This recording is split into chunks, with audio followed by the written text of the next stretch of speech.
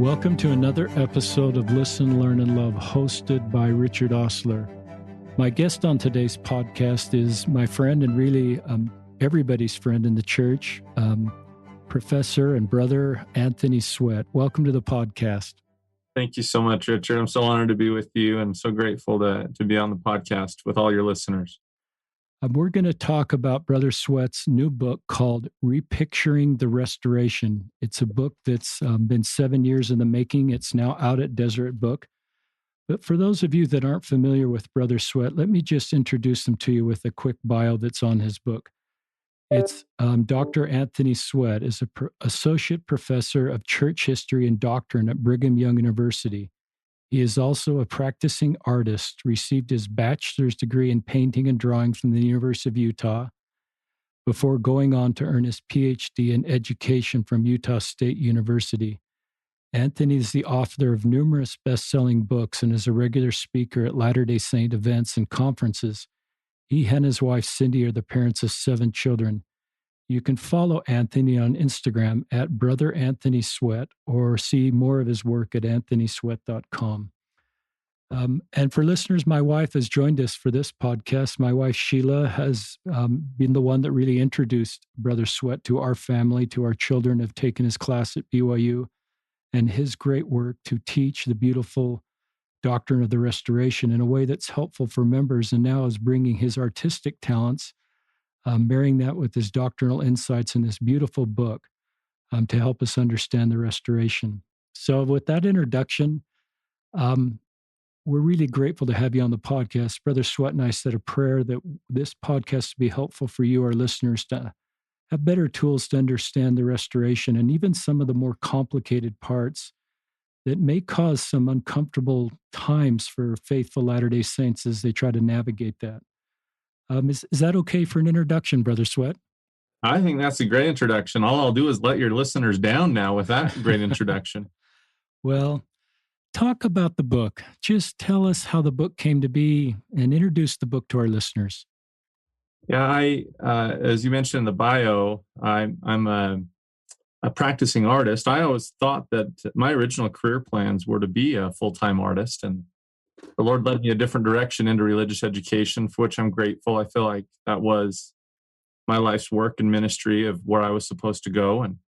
But I've never let go of my love for painting, my practice of painting, my desire to use art to both inspire but also to educate. I was always drawn toward art that was used to help teach, because I'm a teacher at heart.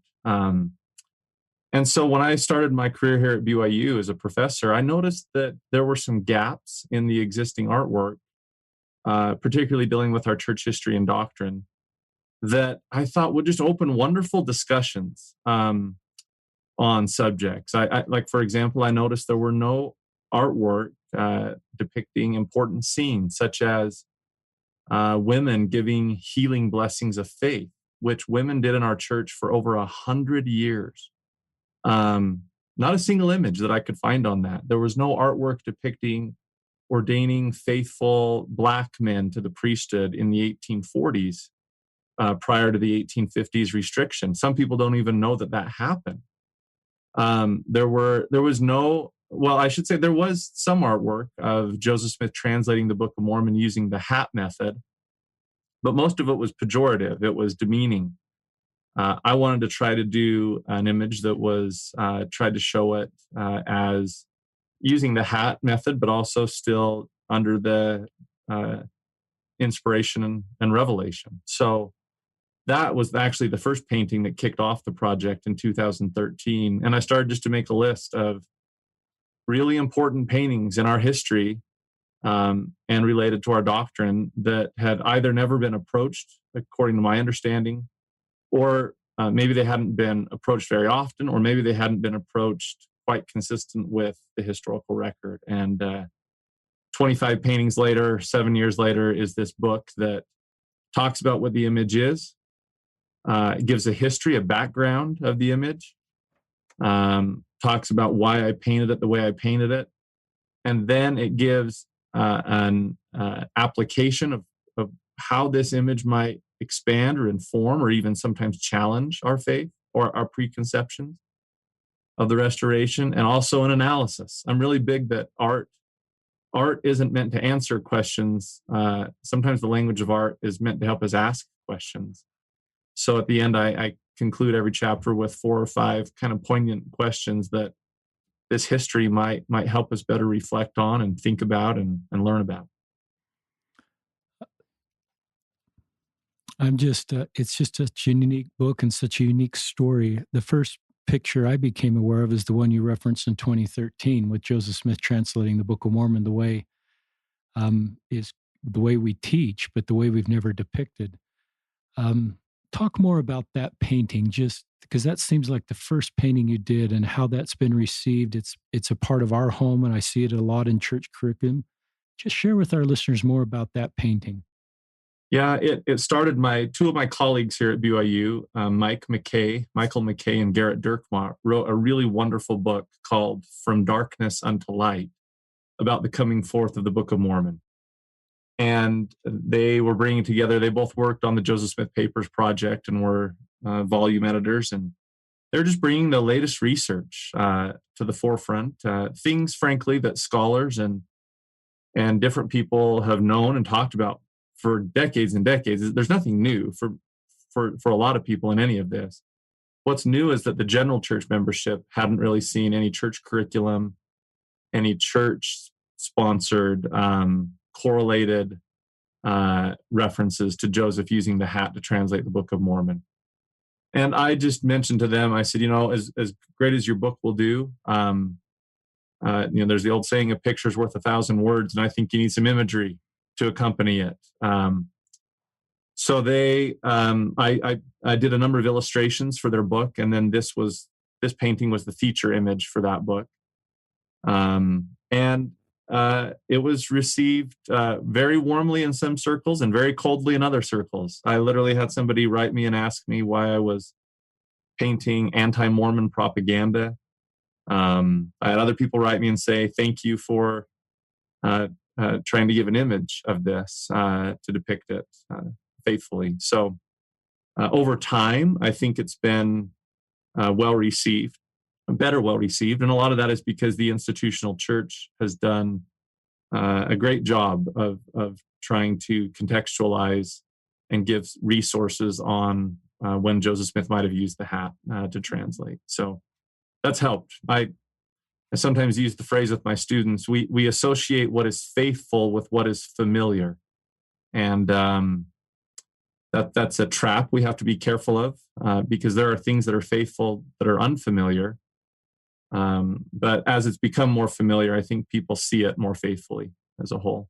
What a great principle, Brother Sweat, to navigate that. I love that. My wife is here. She's welcome to jump in and share any thoughts. She has spent more time in your book. She was in it all day yesterday, pointing things out. She got a copy, and we've got another copy you sent us. I was reading through the prologue, though, about a section called Painting Difficult History. And I think you kind of just touched on that. But I think it's this, some of the things that are more difficult. I love what you just said. Do you want to share any more about this section, just painting difficult history? Yeah, thank you, Richard. The book has highlights of the restoration. There's paintings in there of the first vision, maybe seen a different way. There's highlights, there's triumphant scenes like the first baptism for the dead, or angels dispensing priesthood keys to Joseph Smith, and maybe we can talk about that later. But there's also challenging history in here, or difficult history, as I termed it. And one of the reasons why is President Kimball gave a landmark talk called The Gospel Vision of the Arts. And in that talk, he said, we need to show these triumphant scenes, these marvelous scenes of the restoration. But he also said, let's also depict the apostasies, the counter-revolutions, and the difficult parts of our history. And that largely has been overlooked.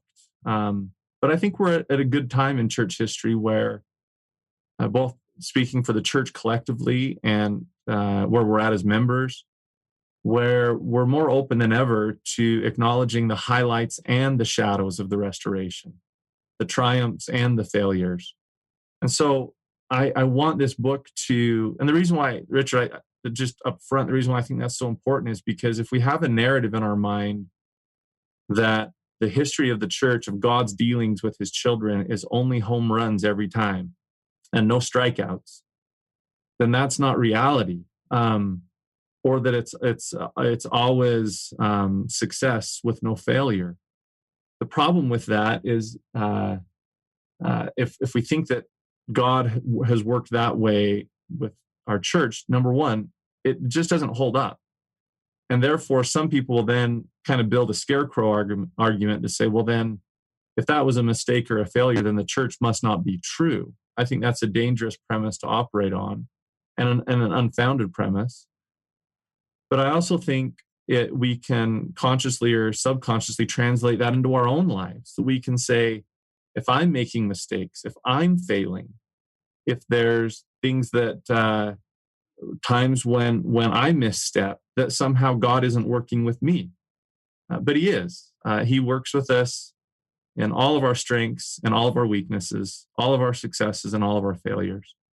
So that's one big part of the book is I want to show scenes that show both sides of history. So just there's a great scene of Joseph sealing Benjamin and Melissa Johnson in an eternal marriage. And there is a next page, a very difficult scene of Joseph and Emma arguing over the revelation on plural marriage. So kind of just two back-to-back images to highlight what I'm trying to talk about.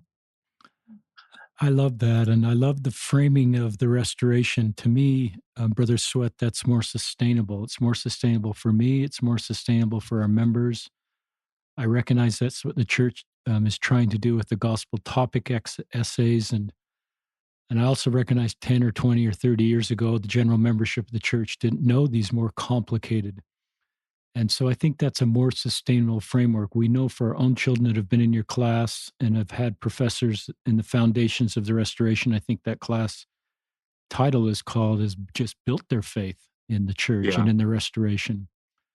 I kind of, as the podcast host, love to just let my guests kind of go with what's passionate to them. So tell us what you'd like to talk about next. Yeah. I mean, there's so much. I think it would be good just to maybe share some of the stories. Good. To illustrate some of these concepts. So, for example, one of the key concepts that I think would be important for all of us and your listeners to understand is that the restoration develops and is developing line upon line, precept upon precept, here a little and there a little. I think sometimes we have this idea in our mind that everything was delivered to Joseph like in 100-point plan. And I just don't believe that's true, not of my reading of history anyway. It seems that God would deliver one point to Joseph, and as Joseph would act on that point, then God would give him more, and he'd give him more, and he'd give him more. And a great scene, I referenced one of the scenes in there, I call it the first baptism for the dead. I really like that painting, not just because it's a pretty painting, which I think it is. It's this really cool scene down on the river. The sun is setting. It's this low rim light that's highlighting the figures. But there's a woman being baptized in the river, and another woman is in the river sitting on horseback witnessing the baptism. This woman who's being baptized, her name is Jane Nyman. And Jane Nyman had a son who had died. His name was Cyrus. And Cyrus had never been baptized. And when Joseph preached his sermon at a funeral for Seymour Brunson, sorry if this is complicated history, but Joseph preaching a sermon at a man named Seymour Brunson at his funeral. Joseph decides to publicly, for the first time, talk about baptisms for the dead. And Jane is in the audience. And Joseph makes a reference that Jane can also have glad tidings for her son. Well, Jane Nyman grabs her friend. Jane's a widow. She grabs her friend, a man named Harvey Olmsted, and they go down to the river. and Jane is baptized for her son Cyrus in the river. And a woman named Vienna Jakes decides to ride into the river on horseback and witness it. Now, here's why this story's cool. And it's just cool enough, but it's great in that it illustrates. So here we have a woman being baptized for a man, a male being baptized for a female. It's in a river, not in a temple. The witness is a woman on horseback. And the great part, too, is that Harvey Olmsted made up the prayer on the spot. There was no patterned prayer. And when Joseph later hears that night that this baptism had taken place, he asks how it took place. And then all he says is, Father Olmsted had it right. And it counts. And so as I say in the book, to me, it's evidence that, number one, God accepts our sincere efforts, even if they're not done perfectly. But secondly, he also lets things develop bit by bit. It will take years and years and years for the church to start to set standards like men should be baptized for men. Joseph will say, we can do these in the river for now, but they do belong in the temple. Brigham Young, in 1841, by the way, someone will say, well, shouldn't we also be doing confirmations for the dead about a year later? And they're like, oh, yeah, we should. And so some of this develops line upon line. That's another great message. But just one more cool part of it is a number of years ago, I was sitting in the Holy Temple, and we were doing some work for the dead. And my wife and I were doing sealings in the temple. And it just so happened that the other people in the group were only female. And one of the temple workers who was acting as one of the witnesses got called out. And so we were left with me, the sealer, and one other male. We couldn't move forward doing any ordinances because we didn't have another male to act as witness. And my wife turned to me and said, why is it that only men can witness a temple ordinance? And I said to her, I don't know. I said, I'm not certain that it's tied to any priesthood office. And then I said to her, you realize the very first work for the dead that ever happened was witnessed by a woman. And so I said, I'd imagine that women can act as witnesses. And then just a short time later, the church came out and announced their change in that policy. So there's also a benefit to learning history like that, so that we can also better understand changes and directives and in church practice and teachings and policies. So anyway, that's just one story that illustrates many examples of kind of what I hope this book does, or things like that. And that, for our listeners, starts on about page 151. Beautiful painting. That's one of the ones my wife and I sat down yesterday, and she pointed out to me and how much it meant to her. I didn't actually realize that she was being baptized for her son. Actually, I realized that, but it didn't connect me until my wife pointed out, do you realize that's not how it works now? Yeah. And I just sort of, but then I love for our listeners, Brother Sweats, they're not long. These aren't long chapters in this book. This is an easy read in some ways. It's visual, like you say, but you go through an application and an analysis, and it's sort of principle-based teaching about about these beautiful events of the restoration that apply to us today in our own lives and in the church. And so that's one of the beauties of this book for our listeners, and I encourage them to get and share with others. Do you have any thoughts on this, Sheila? Because I know this was pretty meaningful to you. Well, here I am on a podcast, Anthony. I said I'd never do a podcast in my life. I'm so you grateful got me you're here. on here, Sheila. No, but I actually shared this story of Jane Nyman in my Relief Society lesson just after the conference where they changed the young women's theme, because it talks about standing as a witness. And so, because this was on the forefront of people's minds, this witness change, my friend Jane had told me this story, and I looked it up and I got all the got details, but it was empowering in a way, and there's something beautiful about knowing it's done before when there's a change. There is something good about the familiar, but it also just brought the sweetest peace. I think everyone was excited. I don't think this was a change anybody wasn't excited about. Yeah, But I agree. but it's lovely to have this history and to know that God through Joseph said it matters. This one counts. I think that's a beautiful message. So Yeah, thank thank you you. for painting that. And it No, is you're welcome. beautiful. It is Thank beautiful. you. Mhm. Thank you, Sheila, for saying that. And I hope that when people see the image, that they can not only visually enjoy it, but that doctrinally it does bring some messages like that to mind. Other things you'd like to share with us, Brother Sweat? Yeah, there's we've kind of one scene that I would share that I think is important. We talked a little bit about how we need to get this idea out of our mind that church leaders are perfect, which obviously I think that's a message that's been well grasped now, that they can be empowered, key holding, authorized servants of God and still be human. And Joseph Smith from the very beginning seems to be trying to get that message across to the church. And for whatever reason, there's lots of different reasons why our history has gone this way. But there was a time in our church where there was a feeling that we shouldn't tell any negative stories. We shouldn't tell anything that might not reflect people that we hold in admiration. That if there's any stories that reflect them in a negative light, that we should withhold those stories. That we shouldn't talk about them or teach about them in church settings. And I think time has shown that sometimes was harmful.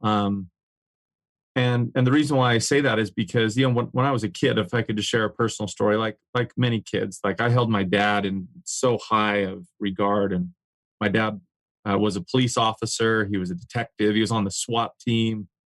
He was on the he was cool. He was a motor cop for a while. He rode a Harley Davidson to work and carried 3 guns. And as a little boy, you're just like, oh man, my dad is basically a superhero. And I remember one time I was swimming with my dad in the pool and hanging on his back, and I was monkeying around with him. I don't know, I was maybe 8 or 9, and I grabbed him. I grabbed his arm really hard, and I remember my dad pulled back and said, "Ouch, that hurts. Don't do that."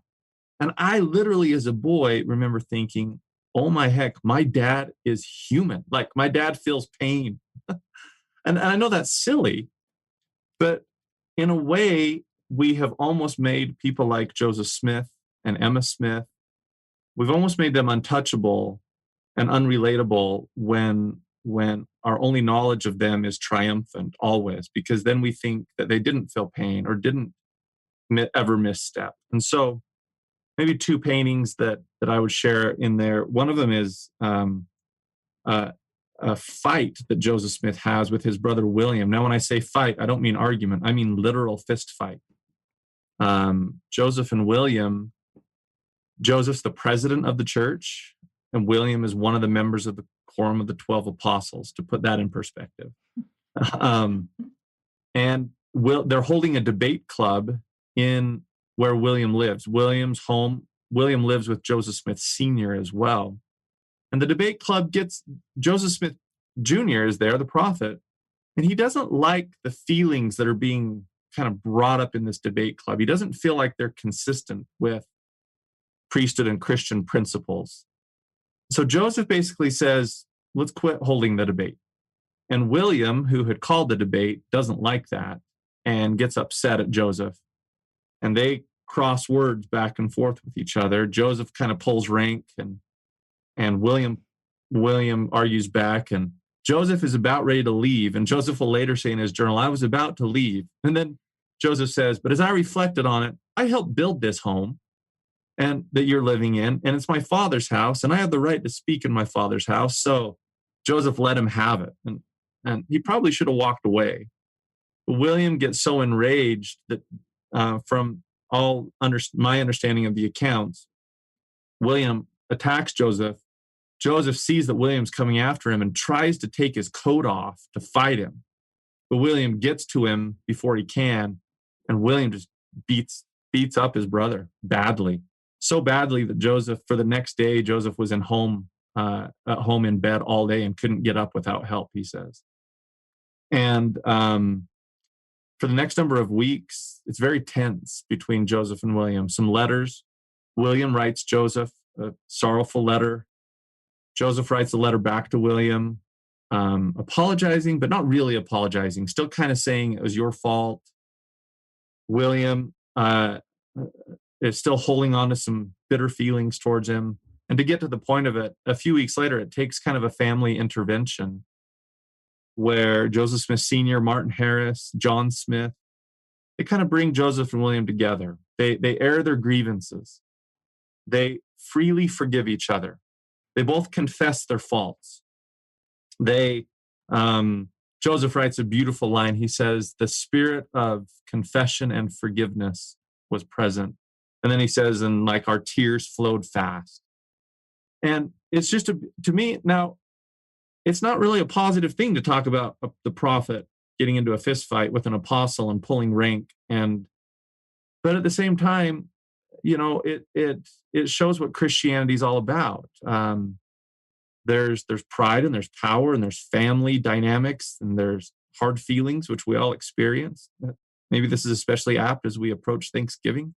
But there's also forgiveness and confession and love and a willingness to let the past go in the past. And I walk away from things like that and I relate better to Joseph and I love him even more. So that's just one story, for example. Maybe another one would be the revelation on plural marriage. So one of the paintings I have in there that's one of my favorite paintings too, it shows Joseph sitting in front of a fireplace. It's low lit, dark light, the only light's being cast from the fireplace. And Joseph sitting there, his eyes are kind of averted. He's holding a revelation, which is the revelation on eternal and plural marriage found in section 132. And Emma is standing up, her arms folded, looking defiant, but also hurt. In that chapter, I titled that painting Purgatory. And the reason why I titled it that is because when Joseph brings home the revelation on plural marriage, now Emma has known about plural marriage for a while, but this is the first time the revelation has been written down. And part of the reason why the revelation was written down was to try to convince Emma that it was of God. And Emma, by all accounts and reading of history, is having none of it. And for the next 3 days, if you read Joseph's journal entries, it says his next day, at home all day.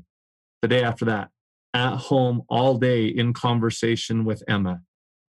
Now, Richard, you're married. I'm married. You don't have to be married for 5 seconds to interpret what's going on here. True. It could mean I interpret that as at home arguing or at home disagreeing all day long. And Joseph is a busy man at this time. Very rarely, if ever, do his journal entries say at home all day. And on the third day, after he brings home the revelation on plural marriage, there's a cryptic entry written by Joseph's scribe that says, last 3 days, and it's written in shorthand, last 3 days have been purgatory or hell, is how it's written. It's written by Joseph's scribe. Willard Richards writes it. And so I titled the painting Purgatory or Hell. And I wanted to include that to show that sometimes, revelation is a blessing, but also sometimes revelation is difficult. And it produces difficulties in people's lives. And sometimes we're stuck with what do we do and how do we approach this and how do we handle this? And I don't pretend to have all the answers on that. But I painted a little in the painting on the beam that's behind. There's a big beam behind them. Now this is where it's not historically accurate. I made the fireplace. The whole fireplace is real rocky to kind of symbolize the rocky nature of what's happening. But if you look really closely on the beam, I carved into the beam a little cross. Because many times Joseph, Emma, others who had to implement and practice the revelation on plural marriage, they likened it to an Abrahamic sacrifice or test, or a cross, a beam that they were asked to bear. And they bared it faithfully and well, but not without a lot of difficulty. So probably a subject that can be well related to by many of your listeners as well. Those are two great ones. I think the first one with Joseph and the fight is on page 108 roughly, and Emma and Purgatory is 189. Those are also two that my wife and I went over yesterday. I love the cross and the symbolism of the cross that's in that painting. I'm glad you included that. And I did, and I also included in there in the rocks, in between the rocks, between Joseph and Emma, I included the Pittman shorthand symbol for purgatory or hell between them as well. I love that you included that because life can get really complicated, as we all know. And I think we need these sort of stories and that give us foundational principles of how to navigate complicated things that come into our life. Yeah. As faithful Latter-day Saints. Others you'd like to share with our listeners? One of my favorite paintings in there is called Divers Angels. It shows 6 different angels diving down. I literally painted them diving. I know it means diverse. And I did paint them diverse, by the way, too, of different nationalities and ethnicities. But also I painted them divers, kind of a play on word, diving down, kind of symbolic of all this power and authority that was given to from heaven. One of the things I like to say to my students is that when we say the church is true, what are we getting at that? This is the true church. Well, it does not mean that the church is organized perfectly, because in section 1 of the Doctrine and Covenants, when the Lord calls it the true church, we didn't have the organization that we have today. We didn't have the 12 apostles. We didn't have patriarchs. We didn't have 70s. We didn't have stake presidents or high councilmen. So it's not the organization that makes the church true. I say to my students sometimes, well, then what is it that makes the church true then? It can't be that we have all knowledge, because there are many great and important things pertaining to the kingdom of God that have yet to be revealed. That's one of our own articles of faith. It can't be that the church has never misstepped or made mistakes, because there have been times in the past when that has happened. So I like to press my students, like, what does it mean then that the church is true? And for me personally, the best answer that I have come to is that the church is authorized to dispense the ordinances of salvation and exaltation. The church is authorized by God through angelic messengers who have dispensed this power to do these things in the church. That helps me a lot in my own personal discipleship and my own deep personal belief in the truthfulness of the church. I believe very deeply that we're led by living prophets who are invested and hold priesthood power and keys. But one of the reasons why, with that setup, one of the reasons why I love this image too, is because in section 128 of the Doctrine and Covenants, Joseph starts to go on this triumphant kind of like, what do we hear in the voice of the restoration? A voice of gladness, a voice of, and it's this triumphant letter. And he starts to list angels who have ministered to him. He lists Moroni, he lists John the Baptist, he lists Peter, James, and John. He lists the chamber of Father Whitmer, which maybe I could talk about that painting too, the voice of God in the chamber of Father Whitmer. But then, kind of fun, he says, and the voice of Michael, who we interpret that to be Adam. And then he says, and the voice of Gabriel, who Joseph at one time teaches that Gabriel is Noah, and the voice of Raphael. And then he says, all dispensing, and then he says, and divers angels, which is where I get the phrase from, all dispensing their keys, their powers, their dispensations. line upon line, precept upon precept. Such a cool idea. And I sometimes pause with my students or others and I say, okay, so you know what keys John the Baptist dispensed, and you know what keys Peter, James, and John dispensed, but what keys did Adam dispense? What keys did Gabriel dispense? What keys did Raphael dispense? Who is Raphael, other than a Ninja Turtle or an artist? Exactly. And I even joke and I say, I'll give you $1,000 if you can tell me who Raphael is. I've never ever heard that officially taught by the church, who the angel Raphael is and what priesthood key or power he dispensed to the prophet Joseph Smith. So this painting is also meant to symbolize that there are powers in the church that maybe are sitting latent, that there's authority in the church that maybe we haven't yet tapped into, that there's maybe things in the church that are privately understood but not publicly understood. And so every angel is kind of holding a symbolic item in that painting that symbolizes some things that we do in the church that aren't exactly clear where it originated from or who dispensed that. So that's what that painting is all about and symbolizes. And I'll leave it at that. I'm not going to interpret all the symbols for you. I love that. That painting is on page 167, listeners. And talk about Father Whitmore.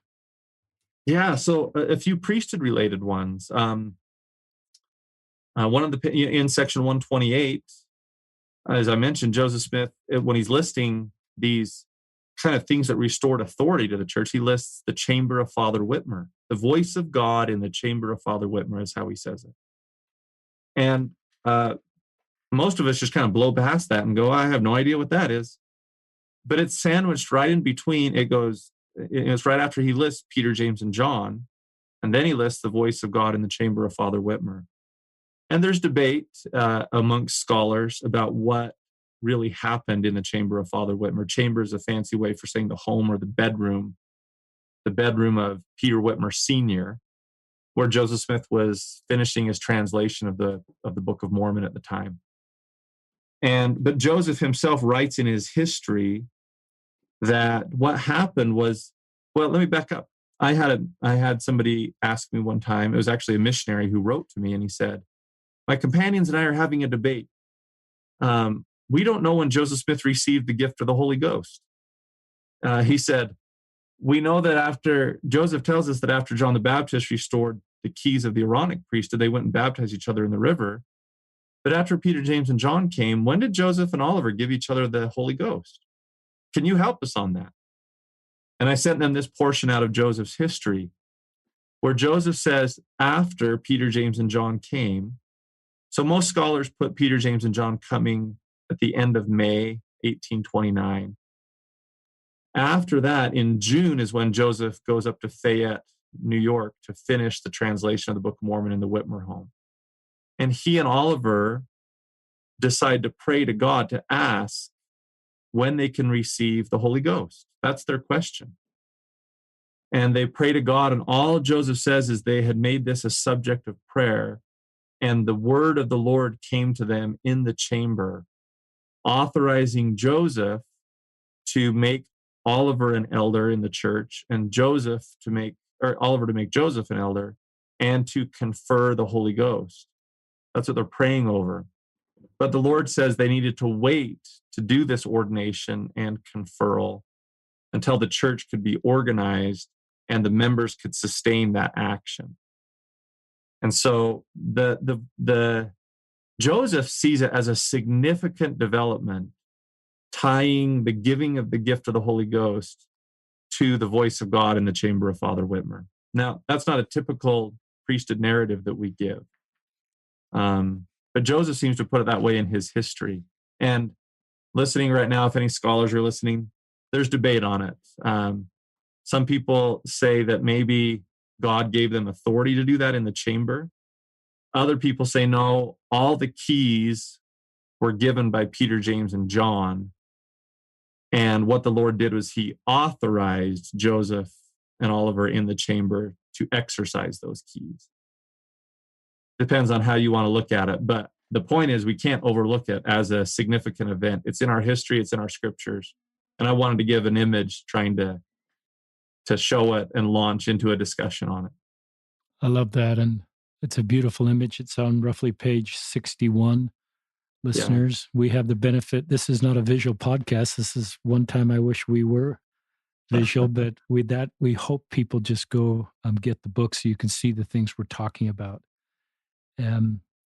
More you'd like to share, Brother Sweat?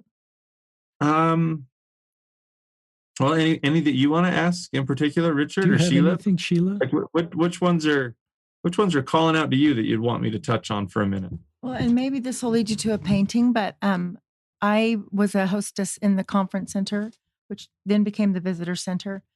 And we got a blanket release last week, all 3,000 of us. But there's beautiful art there. It's the best collection in the Valley by far, both just historically and I think financially as well. But I loved that I got to show people art. And so when I went to the symposium and you spoke, it was so great because you showed the painting of the Stripling Warriors, Helaman and the Stripling Warriors. And you said, well, of course they won. Look at them. I mean, they're buff. They're these are men. These aren't young boys. And you kind of gave us this wonder. I mean, Arnold Freeberg's painting is gorgeous. And in person, all 12 of his from that series are there. But then down the hallway, there's another one of, so let me go back. So there's also the painting of Abinadi, and the only painting I've ever known of Abinadi. And then down the hallway, there's a picture by Walter Rain, a painting of Abinadi. Mm-hmm. And Abinadi is very young. He's younger. Yeah. He's young. And looks to me the ages of our sons at the time when I was doing that. And they're still about that age. And I looked at it and thought, I really hadn't ever thought about that. So I had to go home and reread and make sure there isn't an age in the scriptures. And King Noah looks very different. The whole scene is just different. And neither one is wrong and neither one's right. It's just what we're familiar with, back to your familiar word. Yeah. But it helped me to understand that, I mean, for me, art, if something speaks to my heart, it's right and it's true. And I don't mean true. I mean, it is. It's right and true, meaning it causes me to reflect on the things that matter. So where the history wasn't behind either one of those paintings, as far as those details, if it gets me thinking about that story, then that's a wonderful thing. And diving into what that looks like. If he was older, what was he sacrificing? If he was younger, did he have a family? I mean, those kind of things are the things I really thought about and make me appreciate him even more. So anyway. True in that it sets you on the right path. Exactly. True in its aim. Yeah. So so yours are mostly historically based. I mean, you said something, you mentioned something that wasn't accurate. The mantle and the rock. But how do you find, I mean, do you just see art mostly as an interpretation for people or? That's a great question, Sheila. It has to be an interpretation. I want, for any listeners, art is always a translation. You're looking at the translation by the artist. But and that's such a good question, because there are some people, there are kind of two ends of the spectrum. There's the artist who says, I just want to freely create and express as I want. And then there's others on the other end who say, no, art needs to be perfectly historically accurate. And I'm trying to bridge somewhere in between the two. Kind of the line that I'm drawing is I want them to be historically informed and accurate to the essence, but you can never be perfectly accurate to the details. And without being too bold, anybody who wants art to be 100% historically accurate all the time has likely never picked up a paintbrush themselves. Because you recognize that the moment you do, you have to make decisions. You have to make interpretations. Even right now, if I took the most oft-painted scene in the history of the church and said, I want you to paint the first vision of Joseph Smith, You're going to go, oh, okay, we have 9 wonderful sources on that. We have lots of source material. The moment, okay, so you're going to set the scene. Is he kneeling? How do you know he kneeled? Did he kneel 1 knee, 2 knees? What pants is he wearing? What shirt is he wearing? How does his hair look that day? And you're like, oh, those scenes don't matter. Well, see, you're going to have to make a decision there. Well, now you're going to have to depict the Father and the Son. What do the Father and the Son look like? How do you know that? How big are they? How small are they? Where did they stand? How did they pose? What was their clothing? All of those are interpretations. Joseph says he saw many angels in the grove. How many angels? What do those angels look like? You just automatically have to make decisions. Arnold Freeberg one time said, there's no tube of paint that says, I don't know. and in art, that's one of the difficulties. So I think sometimes we could, so to the point, I try to bridge it in the middle. I'm trying to have it be historically informed based off the sources to the essence of the story. But to the details, I feel at liberty to help get the message across and to make some interpretive decisions. And we would do a lot. We would help. We would ease a lot of tension in the church, I think, with art. If at the start of every church curriculum, it could just say, any art or visuals, any artistic imagery used herein is meant to express concepts or ideas. Art is meant to invoke, inspire, and express. It is not meant to be interpreted as literal doctrine or history. That could help a lot. Then we could be a little more comfortable with angels with wings and halos and other symbols like that. So, No, I love that. Love that. Thank you. Talk about the ordination of Q. Walker Lewis, this painting on page 192. And it's just this idea that the church did ordain Black people, and we stopped ordaining Black people, and we're ordaining Black people obviously today. And that, as you know, and our listeners know, can be unsettling for faithful Latter-day Saints. And so through your artwork or through your own teachings, kind of just teach how to navigate that. That's a great question, Richard. And it is one of the most sensitive ones in the history of our church as well. But it's needed to talk about, particularly at this time in American society, and George Floyd and Black Lives Matter. And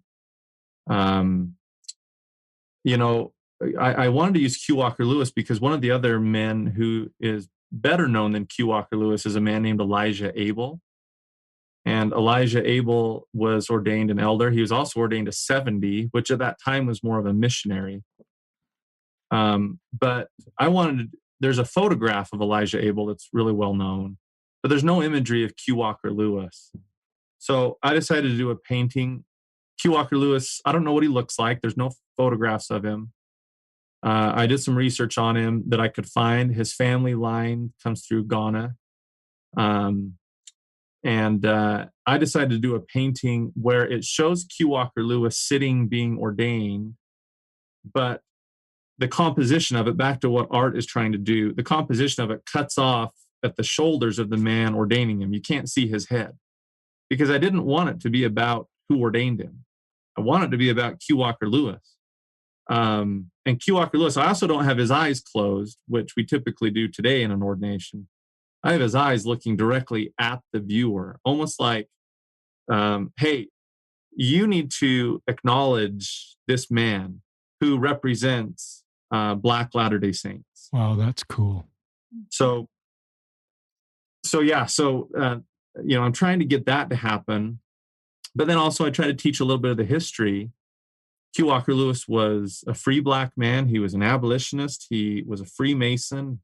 He was an educated man, a powerful, thinking, great, influential man who joins the church. And he faithfully comes west as well and makes it to Utah. Now, the sources are very scant on him. When he makes it to Utah, he receives his patriarchal blessing also. But for unknown reasons, the next spring he leaves the Utah Valley. It just so happens to be that's the same winter when he arrives in the fall, and in the winter, the race-based restriction on Black men and women with priesthood and temple ordinances is put into effect.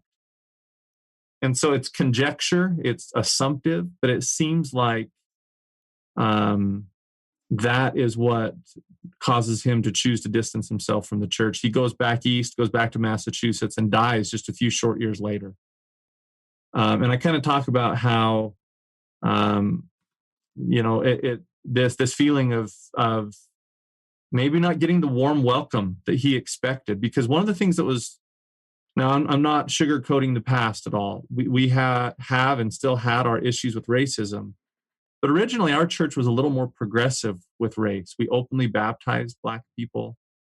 We got into trouble in Missouri in 1833. One of the reasons why we get driven out of Independence, Missouri, is because W.W. Phelps writes an article saying, inviting free people of color to gather to Zion.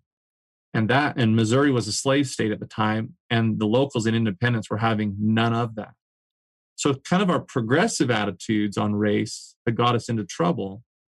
Even when Q. Walker Lewis is ordained, there's questions about it. And Brigham Young himself says that we have no rule as to people of color when it comes to priesthood. That's from Brigham himself. And that's important to know. But by the time we get out to Utah and get settled out here, some things have changed. And including a legalization of slavery in the Utah Territory, some unfortunate interpretations and also behaviors by a man named William McCary, a mixed-race man. And we don't know all the reasons behind it, but by the time 1852 comes around, the church begins to restrict Black Africans from priesthood and temple. And so to the point of it, I kind of talk about how in the book where this progressive nature was peeled back, and it makes me wonder if Q. Walker Lewis just didn't get the reception, didn't get the welcome, didn't get the open arms invitation that he seems to have had in Massachusetts, which causes him to leave. Now, again, I want to say that's conjecture. That's just reading into the story. There's nothing to know that definitively, but I do think it's important to ask ourselves today, what are we doing institutionally or personally that is causing people to feel marginalized, not helping people to feel equal, loved, embraced, accepted as part of the church and kingdom of God. I love that. I love this comes back to an application. So on page 201, you just taught that, but I love the way you say, okay, this is the story.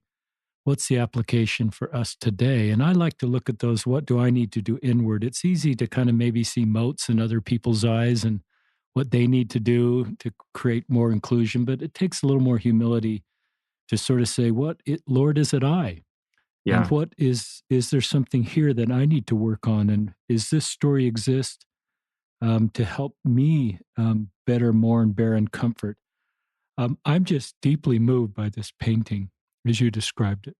It brought me to tears when I look at your decision to have his eyes wide open, talking to us and introducing himself, and symbolic of all of Black Latter-day Saints. I look at all Black Latter-day Saints.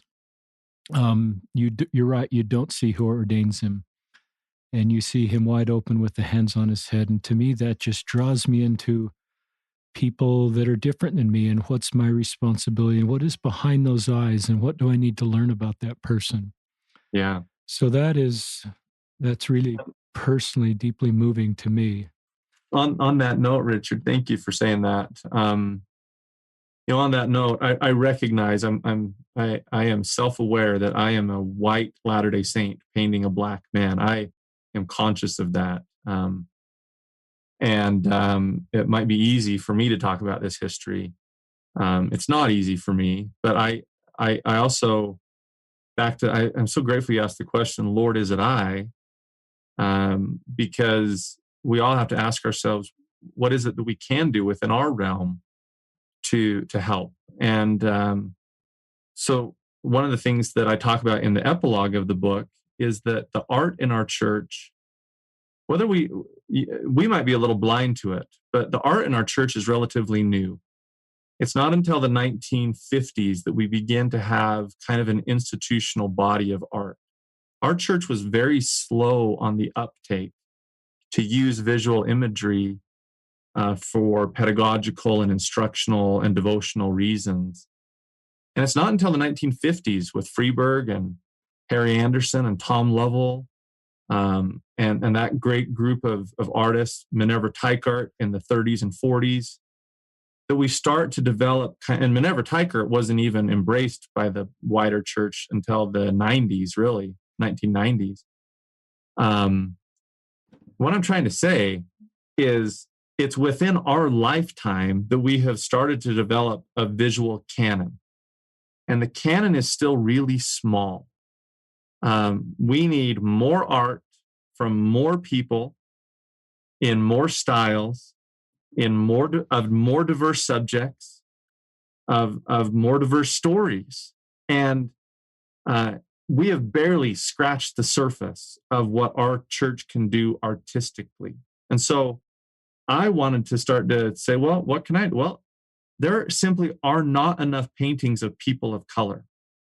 And I wanted to add a few. I have a good friend who wrote me and said, I do some interfaith work in a predominantly Black area.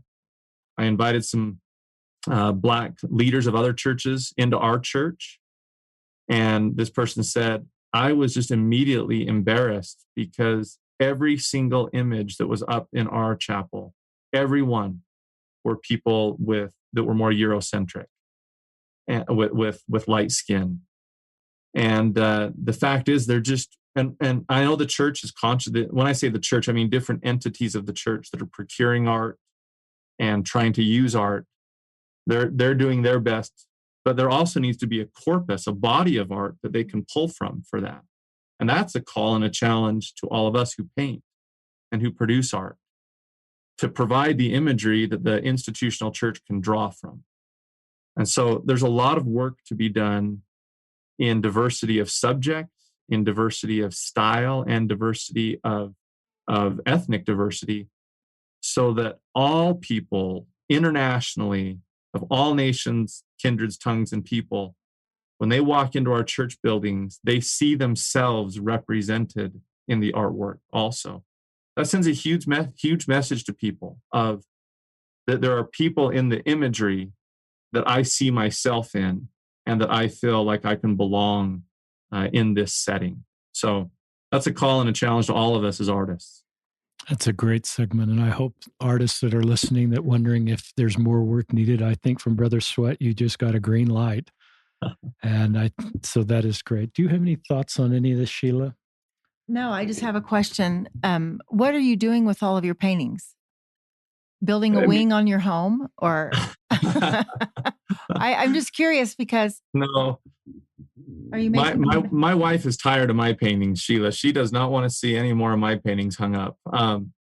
I have a number of the originals. I've sold a number of the originals. I do sell them to those who are to buyers and those who are interested. I have some prints available of them as well. So I do have a few of them up in my home, but I've also sold a number of them as well. My wife and my mother are the two people in my lives that have brought church art into our home. I grew up with a mother who got an art history major. I can't remember the LDS artist she did her focus around. I don't know if you remember. Lee Green Richards. And my wife has just brought artwork. She taught Relief Society lesson yesterday about the importance of artwork and pictures of Christ in her home. And that all resonates with me. That last segment you did about the importance of artwork. And I look at the gospel topic essays that I became aware of, and I look at your work to sort of bring visual imagery and stories and principles around those to help us understand those and in a wonderful, faithful way. So that's very helpful for me. We're kind of at the end of your time and our time. Is there other things you'd like to? I'd love you have you just talk to people that are struggling with the history of the church. I know some of your students reach out to you and know you're a safe person, and they can ask you. I would guess your students know they can ask you any question, and I would guess you've heard every question. I think I've heard almost all of them. I'm sure there's ones I haven't, but most of them I've heard only a few thousand times. And there's nothing about our history that would surprise you and that you haven't navigated in your personal life. And like you, I don't know as much as you do about our history, but there's nothing in our history, listeners, that surprises me anymore. And I know all of that stuff and have a deep testimony of the doctrine that came out of the Restoration and the mantle of the prophet Joseph Smith, and feel much the way Brother Sweat does about our church and its blessings in our lives. But talk to those students that are reaching out with questions and just what you'd like to say to them. Yeah, that is a great last kind of segment and question to end on. I am big on the idea, and it's gained traction. I'm so grateful for President Nelson, Elder Bednar, President Uchtdorf when he was in the first presidency, now Elder Uchtdorf, as they've all talked about the ongoing restoration, as they've talked about or used phrases like the developing restoration or that the restoration continues. President Uchtdorf's talk, are you sleeping through the restoration? That if we have this idea that the restoration is something that only took place in the 1800s and is finished, we have a misconception, in my opinion, that the restoration of all things is when God's will is perfectly done on this earth as it is in heaven. When all the effects of the fall of Adam and Eve are conquered and made right. In that sense, the restoration has a lot of work to go. And it will not be complete until the second coming of the Savior, when the knowledge of the Lord floods the earth, when Satan is bound, and when this earth is redeemed and made a place of paradise. And so until then, we are working through mortality, limits of knowledge, limits of understanding, human weakness in ourselves and in others. And that doesn't excuse it. I'm not excusing it. We need to work through it. But I also don't think we should create an unfair and an unrealistic ideal that the restoration is perfect and complete. And so therefore, when we see things that are imperfect and incomplete, that therefore the restoration isn't real or not God's work. That would be kind of one of my number one ideas to grasp onto as a whole, which is just, I don't know, it's empowering to me. I love it. I think that the Lord He is guiding this work. He is working with lots of people too, by the way. I also don't want to be myopic and have kind of Mormon exclusivism.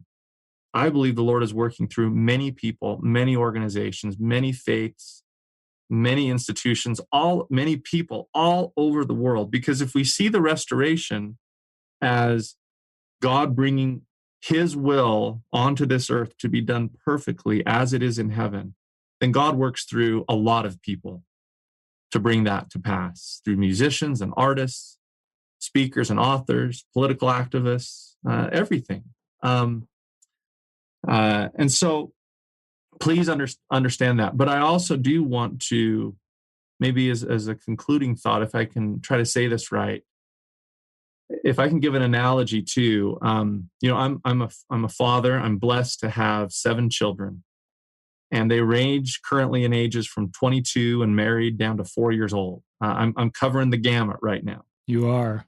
I literally have married children. I have a child on a mission and children in college, high school, junior high, grade school, preschool.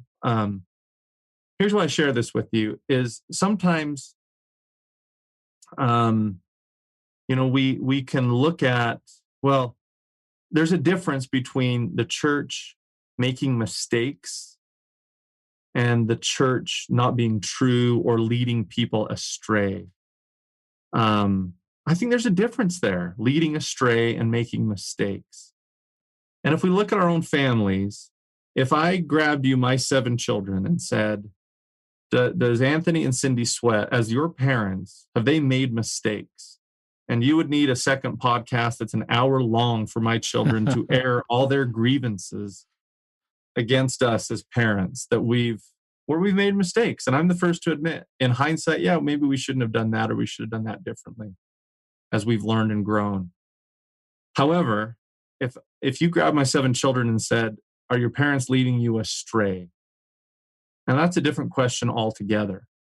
And I have no doubt that my 7 children would say, no, my parents lead us in the right direction. It's kind of like what Sheila was saying. If something is true, it leads us to Christ, to make and keep covenants with him, and to the exalting of the human family. And I don't think my children would say we're leading them astray, even though we make mistakes.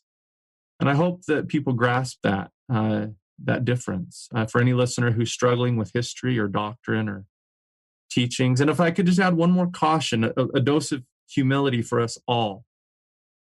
I one time was giving a similar talk, concept like this, and an emeritus member of the 70 happened to be in the audience. He was sitting on the front row. And I don't have permission to share the story from him, so I'll have him remain anonymous.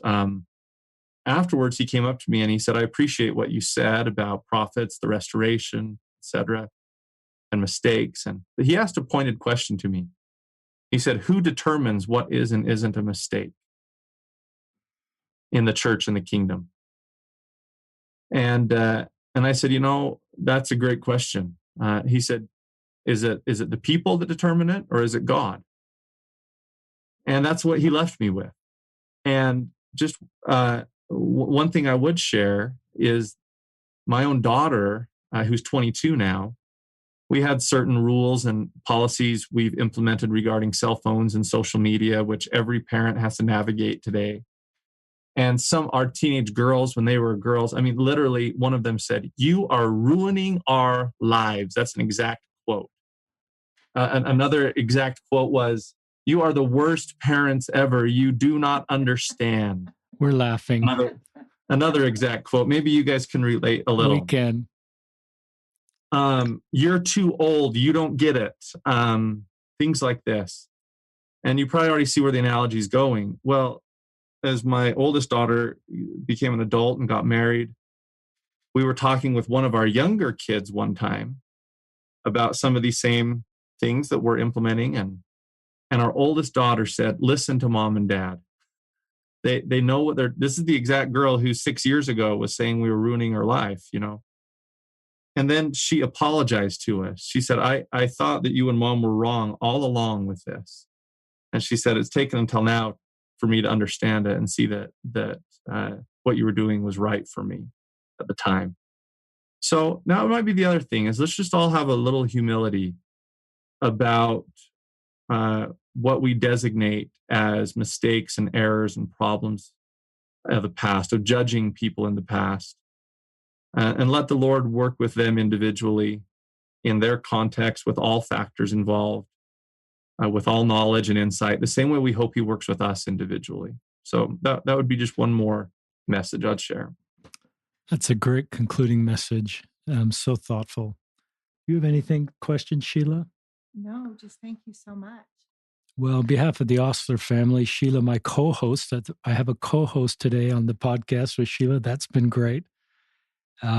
She's my co-partner for life, and I'm a wonderful mother to our children. And this topic is really important to both of us, but she's the one that's really brought artwork into our home and has blessed our life. And is using that example with many people. And so we appreciate you, Brother Sweat, for the work you're doing in so many circles and taking your time to be on the podcast. I encourage all of our listeners to please buy Brother Sweat's book. If you feel impressed, I don't want to make that a rule of listening to the podcast. Neither of us do, but it's available at Desert Book. I assume it's on Amazon, Anthony? It is. Yeah. And I encourage you to go check out his Instagram page. For those of you on Instagram, is just awesome. I like that you're involved in social media. I think that really reaches a lot of the younger people. So you're on Instagram at Brother Anthony Sweat, or go to his website at anthonysweat.com. So on behalf of all of us, and do you have any thoughts you want to share, Sheila? This is all of us signing us off from another episode of Listen, Learn, and Love, hosted by Richard Ostler.